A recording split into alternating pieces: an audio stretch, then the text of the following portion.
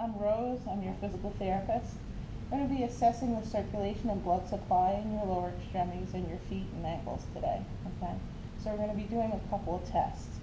The first thing that you want to do when you're assessing the circulation in the lower extremities is the peripheral pulses. So ideally we would want to check the femoral pulse, the popliteal pulse, and the pulse at the dorsalis pedis and posterior tibial arteries. The next thing that we want to look at is the capillary refill. So we're going to do that using the nail bed of the great toe, and we want to squeeze the distal end of the big toe. First thing I should do is ask the patient whether or not they have any discomfort in this area. So what I'm going to be doing is applying a little bit of pressure to your toe, and then when I do that, it's just going to turn a little white, but it's not going to cause any type of pain or anything.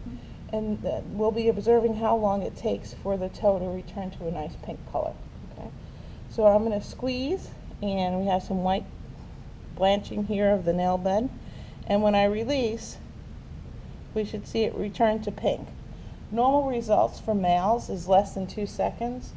For females would be less than 2.9 or 3 seconds. And in older patients who are 65 years of age or higher, normally it takes about 4 to 5 seconds. Okay. The next thing I want to do is screen for any type of arterial insufficiency. So some of this comes from the patient history. We might ask the patient whether or not they have any discomfort at night, things that wake them up. Normally people will describe a sharp stabbing pain that occurs when their legs are elevated. So we want to keep that in mind as we're doing the test, because sometimes a test can provoke similar symptoms. So Lori, the next thing I'm going to do is I'm going to take your leg and I'm going to raise it up over the level of your hip. So I'm going to bring it about halfway up. And I'm going to hold it there for a minute. And then once the minute is over, I'm going to take it over the edge of the bed and bring it down. Okay? And what we'll be doing is watching the color of the leg for any changes that might signify that there is some kind of problem with the blood supply to the foot. Okay? So I'm going to lift the person's leg.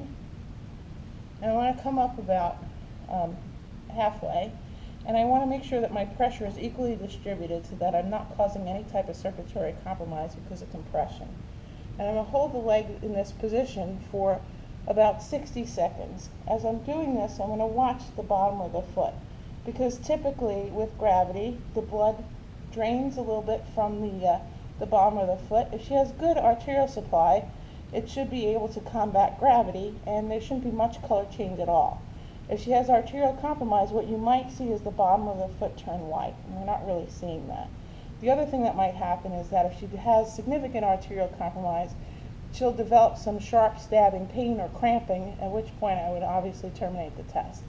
So once I've held this here for 60 seconds, observing the bottom and the dorsum of the foot, see if there's any color changes, I'm going to take the leg and bring it over the edge of the bed, bending at the knee. In people with arterial compromise, what will happen is the leg, the lower part of the limb, will flush bright red. Okay?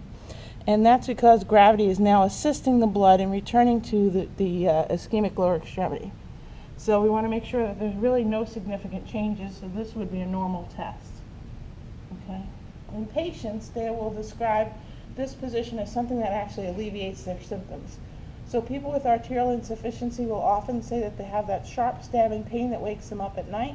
So they sit and they dangle their legs over the edge of the bed, and the symptoms resolve. But at the same time, we see that color change that we're looking for with this diagnostic test. The same test can actually be used with a different set of observations to assess whether or not there's venous compromise. This can be a little tricky because typically people with venous insufficiency tend to be overweight or obese, and they also tend to have significant volume changes, a lot of edema and swelling in the lower extremities. So for this test, even though the positioning is similar, we're actually doing our observation from the dorsum of the foot, looking at these veins right in here. We'll be elevating the leg in the same fashion that we just did before for the Rubor of dependency test. And what we're doing is we're watching the veins in the dorsum of the foot, and as the blood drains out, we should see these veins become less prominent. Okay? Once that occurs, we're going to bring the leg over the edge of the bed. Okay? And as that happens, we're timing to see how long it takes for these veins to plump back up. Now, in most people, there isn't really a significant change with elevation and with the dependent positioning. In somebody that has venous insufficiency, often you'll see rapid refilling because of the incompetency of the valves within the blood vessels. So what happens is there's a lot of regurgitation of the venous blood, and those veins will plump up very quickly. An abnormal result would be if those veins refilled in less than 15 seconds.